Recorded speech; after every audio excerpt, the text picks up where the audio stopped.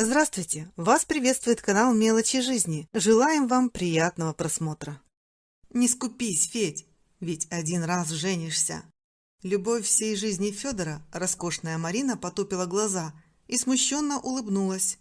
Но было ясно как день, что мнение своей матери она всецело разделяет.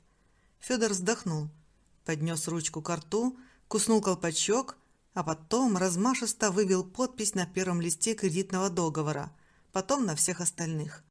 Вот теперь можно было играть свадьбу. Вообще-то Федор Аистов, перспективный молодой айтишник, не планировал остепеняться так стремительно. Иногда ему даже казалось, что все решилось как-то само собой, практически без его усилия. Хотя он также отлично понимал, что никто его не неволил и кукол Вуду с его волосами не делал. Наверное. С зеленоглазой от природы блондинистой Мариной он познакомился через друзей. Просто собрались отметить день рождения первенца, и среди приглашенных оказалась она. Вообще Федор раньше был уверен, что такие женщины, как Марина, не его типаж. Он видел своей избранницей особо чуточку помладше и чуточку пониже, чтобы не касаться макушкой ее плеча, если красавице вздумается прогуляться на каблуках. Но сердцу не прикажешь. Любовь и скоротечный роман случились. А потом Федор опомниться не успел, как уже делал предложение женщине своей мечты, протягивая колечко с маленьким бриллиантом. Федор ждал ответного огня любви в глазах избранницы. И, кажется, искорка там мелькнула. Но еще мелькнуло разочарование. И не хотелось, но пришлось признать, что Марине не по вкусу пришлось скромное колечко. Об этом даже в разговоре с подружкой, который Федор случайно подслушал, она упомянула. Он тогда сначала обиделся, но потом быстро оттаял. Женщины, что с них взять? Главное, что она согласилась стать его женой. А значит, у него есть перспективы светлого будущего. Федор считал себя мужчиной современным и прогрессивным, но от планирования свадьбы постарался отстраниться. Был у него неприятный пример перед глазами, когда лучшие друзья Антон и Лена поссорились и чуть заявление в ЗАГС не отменили, когда не сошлись во мнении о том, нужно ли заказывать печать приглашений на персиковой бумаге или оттенка слоновой кости. Помилуйте, только не это. В общем, свадебные хлопоты Федор верил будущим супруге и теще. И вскоре Марина прибежала к милому в слезах, кинулась на грудь, всхлипывала, хныкала так умилительно, что невозможно было не погладить утешительно по голове, не пожелать хоть луну с неба достать, лишь бы любимой стало лучше. Но оказалось, луны не надо, хватит кредита. Потому что Марина с мамой подсчитали, и оказалось, что погулять нормальную, приличную, чтобы на всю жизнь запомнилась свадьбу, на те деньги, которые Федор предложил выделить из собственных средств, было решительно невозможно. Семья невесты не смогла предложить ничего сверх этой суммы. «Ты же знаешь, мама у меня болеет, лекарства нужны. А папе нет до нас сейчас дела, дочка не нужна ему». Заглянула в глаза жениху Марина, и он почувствовал, что все сомнения пали. Потому что только он – надежная опора для его новой семьи. Он – настоящий мужчина, который просто обязан исполнять желания своей женщины. Вообще нельзя было сказать, что Федор был против кредита в принципе. Он просто планировал взять его на что-то солидное. Например, хотел взять квартиру в ипотеку, но после семейного совета с Мариной и тещей выяснилось, что ипотека подождет. Первое время молодым предложено было пожить в квартире тещи. Благо, это была двушка. Ну а потом, когда будет погашен кредит за свадьбу, можно будет вить и собственное гнездышко. «А что будет-то на этой свадьбе?» – почесал Федя в затылке, когда сумма, подчеркнутая красной ручкой, как-то болезненно резанула по глазам. «Только самое необходимое!» – решительно взмахнула рукой теща. «Да ты сам подумай!» Федор не мог думать.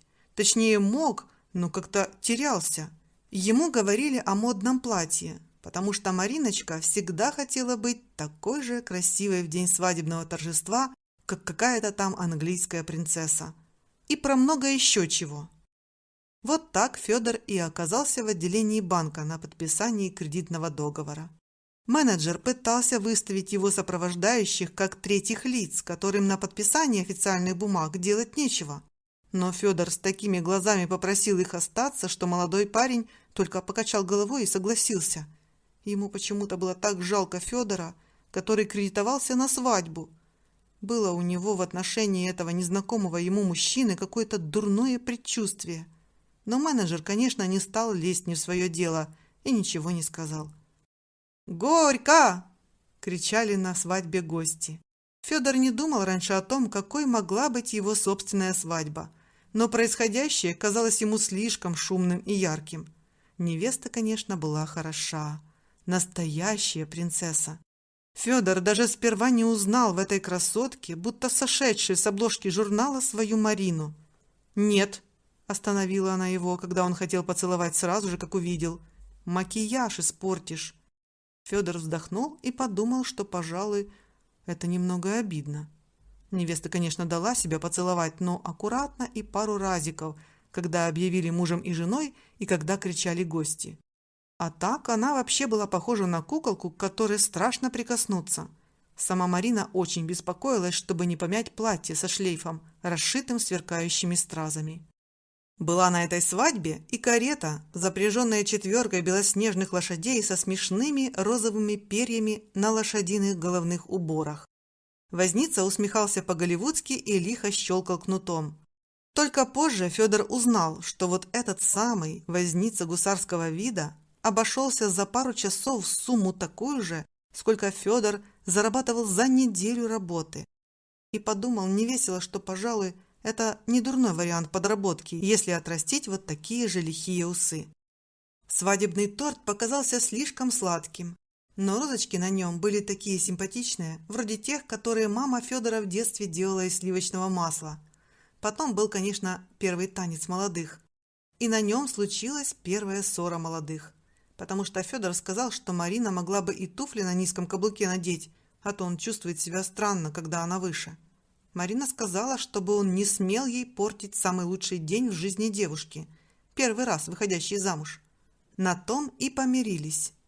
На следующий день после свадьбы разбирали подарки от гостей, и Федор оказался немного расстроен тем, что в конвертах оказалось не густо. Этим утром, когда свадебная магия развеялась, как дымок после запущенного своими руками фейерверка, он почему-то начал тревожиться о том, что финансовая стабильность новоиспеченной семьи не такая уж и стабильная. «Дорогая, я дома!» Федор когда-то смотрел старые американские фильмы, в которых муж, возвращаясь домой, вот так говорил жене, а она выпархивала его встречать. Платье с фартуком, с укладкой, свежее, душистое, и звала на кухню ужинать по-домашнему.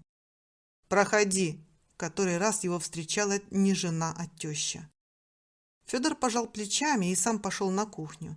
Марина, как всегда, значит, отдыхать пораньше легла. Правда, неясно было ее мужу, где она уставала, потому что работала на полставки в офисе, где помогала предпринимателям заполнять всякие отчетности. Но кто этих женщин поймет? С такими мыслями Федор разогрел себе ужин самостоятельно, котлеты из магазина. Полуфабрикатами он решил однажды сам запасаться, потому что Марина, оказывается, готовить не умела и пока как-то не особо старалась учиться. А теща просто и строго сказала однажды: «Дома, зятек, не теща готовить должна». Поужинав, Федор немного посидел с книжкой. Пиратские приключения давали возможность хоть на время убежать от реальности. Потом наскоро принял душ и пробрался в супружескую спальню. Лег тихо и на краю постели, чтобы не тревожить Марину. Она была, как успел понять Федор, натура тонкой эмоциональной организации. И ворчала, и ничего с собой поделать не могла, если ее нечаянно, тем более намеренно будили. «Кран в ванной починить надо», – через неделю за завтраком заметила жена. «А еще лучше», – вдохнула многозначительно, – «ремонт бы сделать в ванной». Шел 5-й месяц жизни молодой семьи. «Угу», – ответил Федор, старательно поглощая бутерброд с докторской колбасой. «Что угу?» – поднялась Марина и уперла руки в бока. В этой манере показывать крайнюю степень неудовольства они с мамой были на одно лицо. «Починю». «Да? А ремонт сделаешь?» «Мариночка!» – Федор попытался улыбнуться. Вышло не очень. Жена скривилась. И показалась совсем некрасивой. На работе чуточку сложнее стало. Нам бы сейчас платеж по кредиту не просрочить. Значит, я должна жить как бомж только потому, что ты работать не умеешь? Вспылила она. Ох, прости. Федор торопливо допил чай и решил, что пора бежать на работу. Прости? Прости? Ты вообще себя слышишь? Марину точно невозможно было не услышать. Федор не удивился бы, если бы ее услышали все соседи. Ты вечно работаешь, а дома копейки нет. У меня сапог зимних нет. Маме лекарства нужны, а ты? Ну извини, это же не я хотел такую дорогущую свадьбу, развел руками Федор и тут же пожалел об этом. Но было поздно. Лицо Марины совсем уж некрасивым стало.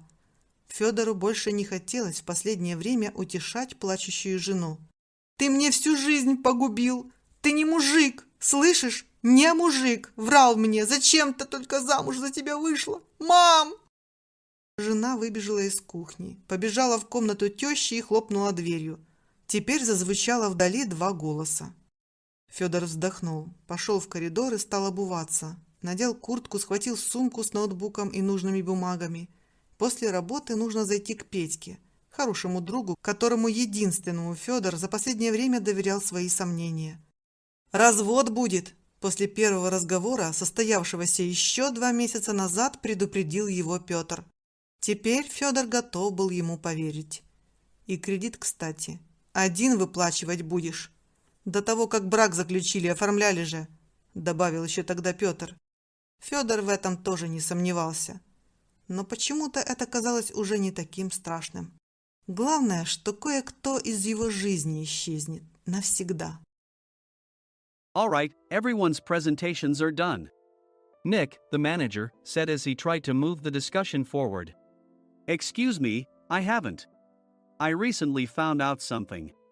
Nick interrupted me and began to speak. There's apparently someone in this department who didn't graduate high school and is just a part-timer. Meetings should be for employees only. Absolutely right. His lackey, Mike, of course, agreed with Nick. I'm leaving. After leaving the meeting room, I started to shut down my computer. I noticed that an email had arrived, not in my personal inbox, but in the company's shared email. Thinking, there's no point in speaking up, no one will listen, I went home quietly. The next day, I heard a commotion from Nick's desk. He was staring at his computer screen, his face pale. Nick? Is something wrong? Mike looked at the screen with him. And he turned even paler than Nick. Why is he so angry? Knowing the reason for Mike's distress, I thought to myself, serves them right. My name is Adam. My mother passed away when I was in the 9th grade, and I was raised by my father. Well, you could hardly call it being raised. After my mother passed, my father changed. He drowned his sorrows in alcohol, and though he still went to work, he squandered our living expenses on horse racing. Because of that, I had to start working part-time as soon as I entered high school.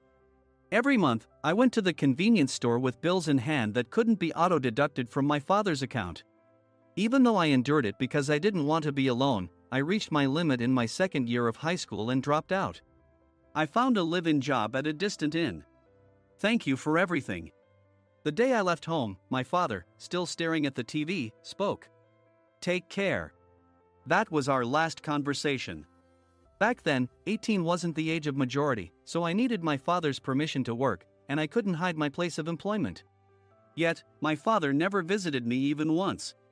I kept working just to survive, and before I knew it, I was 42. Years of hard work paid off, and I was transferred to the headquarters. I was thrilled to be recognized by the company, as I thought I'd be working in the field until retirement due to my lack of formal education. Listen up. Our work can change the future of our employees. Don't drag us down. On my first day after the transfer, Nick, dressed in an expensive suit, spoke sternly. There was a reason for this. Our inn was located in a prominent tourist destination, known so well that everyone in the state could sing its commercial jingle. At its peak, we had 5 locations within the state. But that was long ago.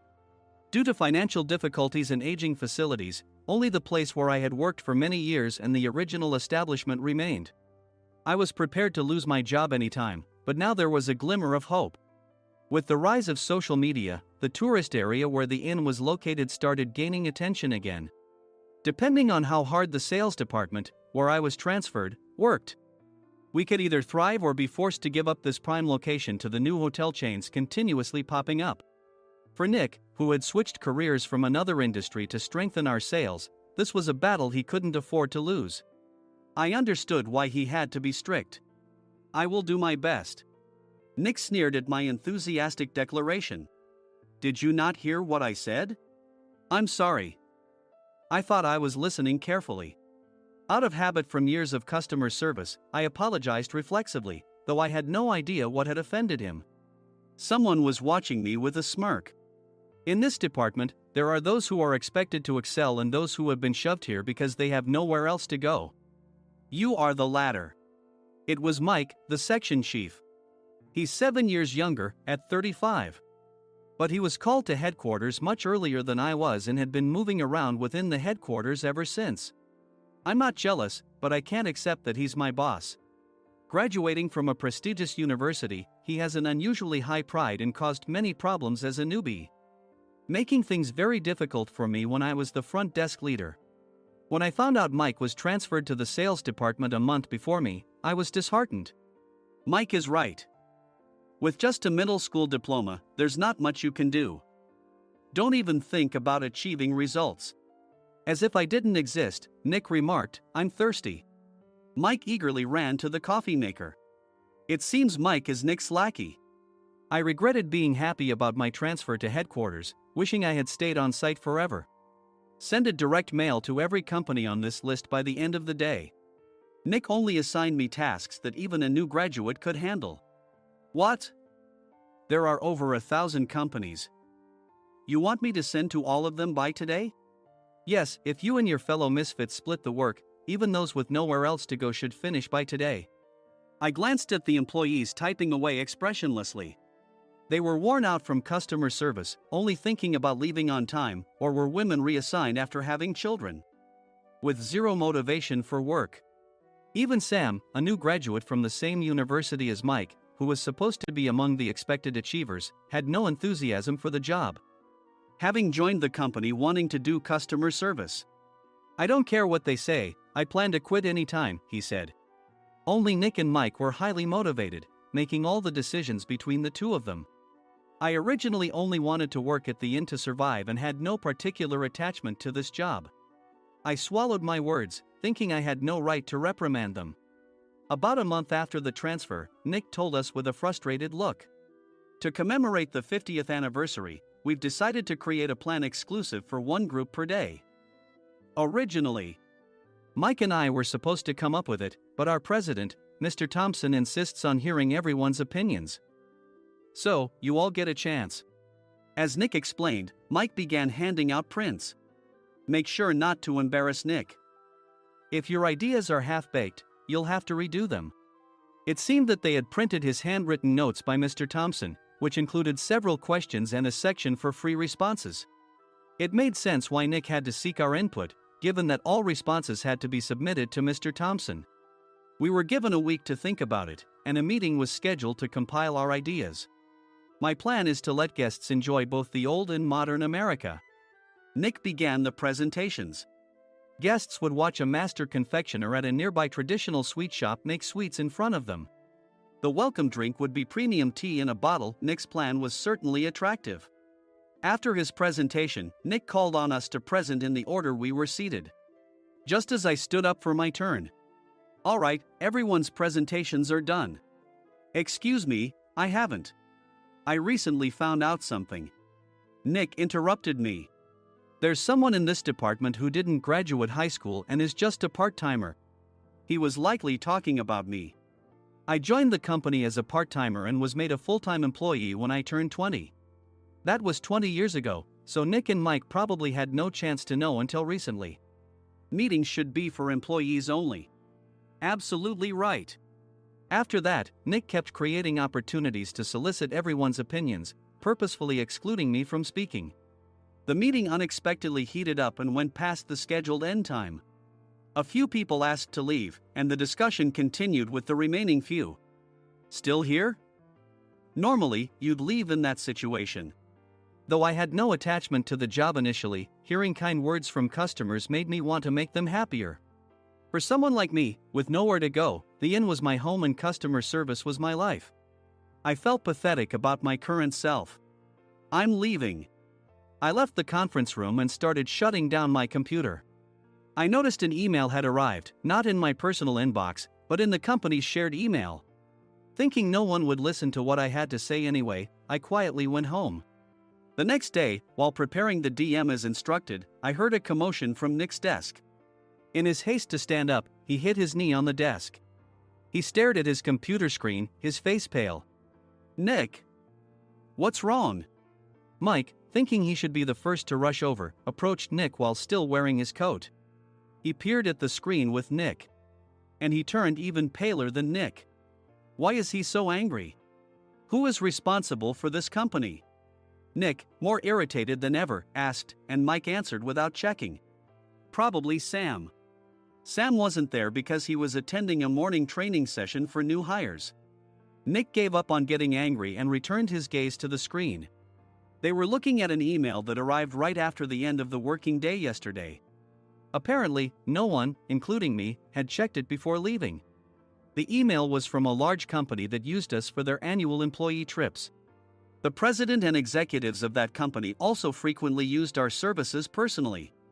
President of the company, Mr. Mason himself, had declared that neither he nor his company would ever use our services again. Well, some companies cancel their employee trips or stop using our services due to financial struggles. Let's just move on. Mike kept wiping the sweat from his forehead with a handkerchief. Knowing why Mike was so agitated, I quietly watched their interaction. Do you know how much revenue we get from that company? We can find other guests to fill the rooms, but we'll lose the banquet costs, gift shop revenue, rental car fees, and more. Moreover, the gifts were supposed to be prepared by the traditional confectionery shop involved in Nick's proposed plan. If it's known that we incurred such a huge loss at this critical time, Nick's position in the company would be jeopardized. Nick took a deep breath, seemingly trying to calm himself. All right, Mike. Go to New York right now and apologize to Mr. Mason. What? You're coming with me, right? I have urgent work to do. I trust you, which is why I'm entrusting this to you. Please. Mike, believing Nick's sincerity, agreed with a determined look on his face, saying, yes. That's Nick for you. Even if Mike went to apologize, Nick would shift all the blame onto him if the client didn't change their mind.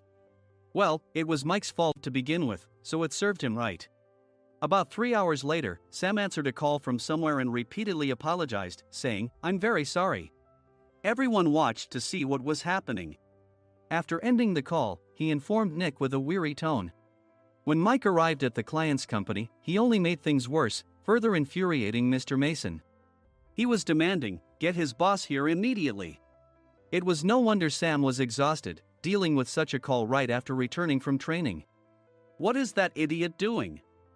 All right, Adam, you're coming with me. If sacrificing Mike didn't work, then I must be next. Normally, I'd want to refuse at all costs, but I saw an opportunity in this situation. If I can be of assistance, I'd be happy to join you. I obediently followed Nick, and we flew to New York. When we introduced ourselves at the reception, it became clear how serious the situation was, as the receptionist personally escorted us to the president's office. Angry voices leaked through the door, making both Nick and me uneasy. Excuse me. I'm Nick, the supervisor. I understand my subordinate has caused you trouble, and I deeply apologize. Nick, with his experience in the corporate world, knew enough to offer an apology before excuses. However, his customer service skills left much to be desired. I sighed as I saw Mike trembling like a small dog in the corner of the room. What kind of training are you giving your subordinates? Mr. Mason glared at Nick with a red face. The intensity of his gaze made even Nick take a step back. Regrettably, I joined this company only 2 years ago and was unaware of Mike's issues. I should have identified his shortcomings sooner. Indeed. I should have realized sooner. No sensible person would come to apologize and then give a lengthy presentation on the drawbacks of not using their inn. Nick froze, his mouth slightly open. Suspecting the worst, I picked up the documents that had fallen to the floor. It seemed Mike hastily prepared these documents on the plane, listing the disadvantages. Disadvantage 1: if you change the venue for the company trip, employees might suspect it's for cost-cutting reasons, leading to a negative impression. Reading it aloud half-jokingly, Nick snatched the papers from my hand and checked the contents with a furious expression. Among the stack of documents was a receipt from a nearby convenience store's copy machine. I felt a pang of dread, hoping he hadn't shown the receipt as well. What do you think he said when I asked what kind of nerve he had to do this? I'm very sorry. Faced with the dire situation, Nick must have thought there was nothing left to do but apologize. In a voice smaller than I'd ever heard from him, he uttered words of apology. He said, "I'm a Harvard graduate. I don't believe I said anything wrong." Mike, what have you done? Forgetting his plan to pin the blame on Mike, Nick yelled loudly, even in front of Mr. Mason. "I didn't do anything wrong." "You're still saying that? Look at him." Mike pointed at me with a shaking hand. "I was assigned to headquarters in my 20s and now I'm a section chief. This guy only made it to headquarters at 42. Everything I've done proves I was right. So why are we losing the contract?" Having said his piece, Mike collapsed to the floor. "Of course. You were sent there because you had nowhere else to go." Mike never expected to hear such words from someone he looked down upon. He lunged at me, and Nick hurriedly stepped in to stop him. "Mr. Thompson told me Mike is a quick thinker, and to take good care of him." There's no way he was pushed aside. "Don't make things worse here. He didn't say quick thinker, he said only quick-witted, didn't he?" I don't remember that part. I recalled the many troubles Mike caused when he was a newbie. When Mike was on the front line, his pride was so high that he never apologized to customers. Customer service, especially in our job, doesn't work alone. It brings both good and bad situations. If the front staff or housekeepers made mistakes, or the cleaning company didn't properly clean a room, one had to apologize to the customers regardless of personal fault.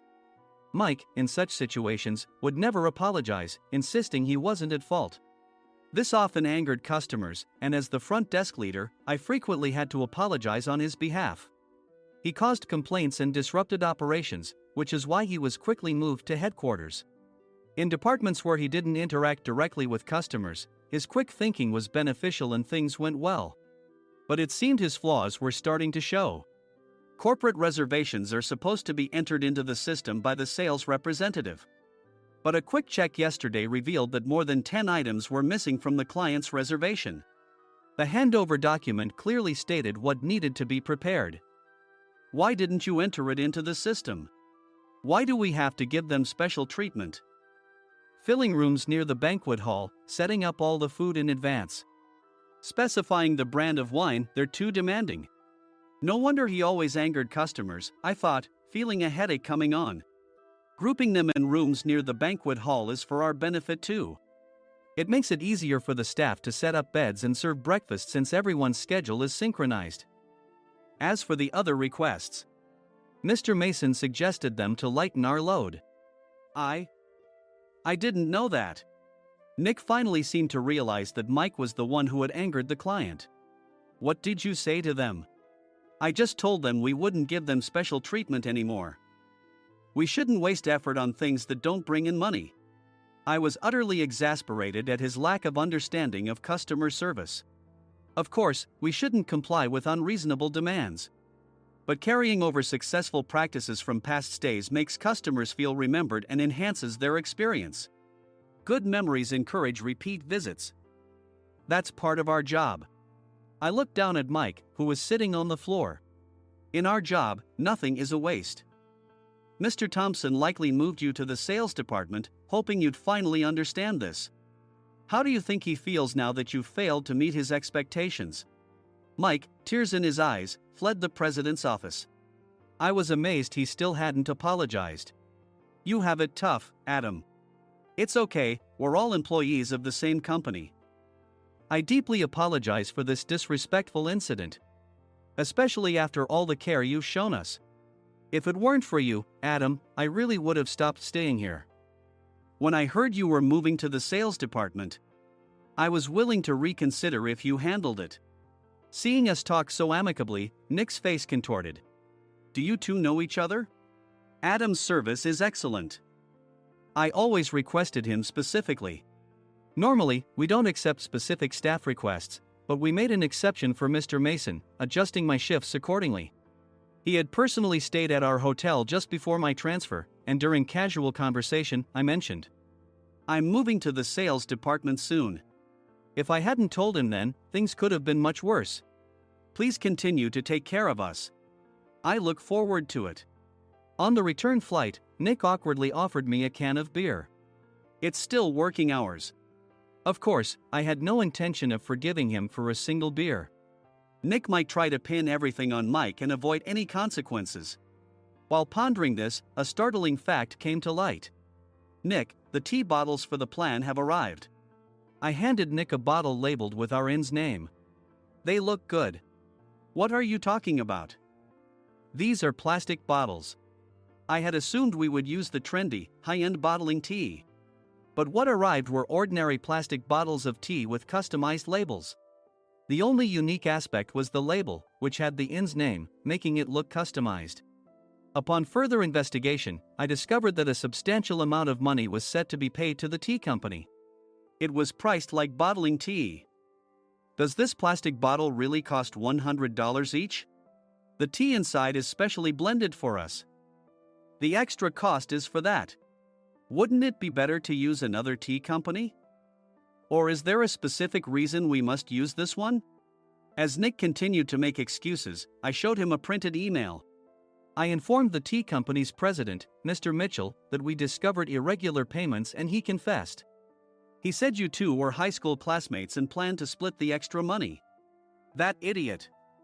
Why did he confess? That's not important. You should worry about yourself, this could turn into a police matter. Opening the bottle cap, I suggested. How about calming down with this tea? It supposedly has a relaxing effect. Nick drank the tea frantically. In the following days, decisions were made about their fates. Mike was reassigned to the General Affairs Department, with no chance of transfer or promotion, as per Mr. Thompson's orders. As for Nick, since the payment to the tea company hadn't yet been made, he narrowly avoided legal trouble. Instead, he was encouraged to leave the company, and to avoid further complications, Nick submitted his resignation. Rumor has it that connections between HR departments have made it difficult for him to find new employment. Even though it was good to have those two gone, something unexpected happened in the sales department. Everyone became motivated and united in refining the 50th anniversary plan. In the end, my plan was adopted. We collaborated with the Tourist Information Center to provide personalized guides. The plan, tailored to the number of guests, was truly special for the 50th anniversary.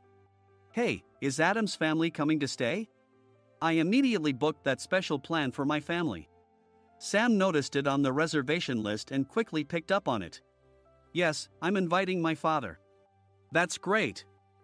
I might invite my parents too. I lacked the courage to face my father just as Adam. But here, with the confidence Mr. Mason praised, I felt ready. The 50th anniversary plan was a perfect opportunity to reconnect with my father.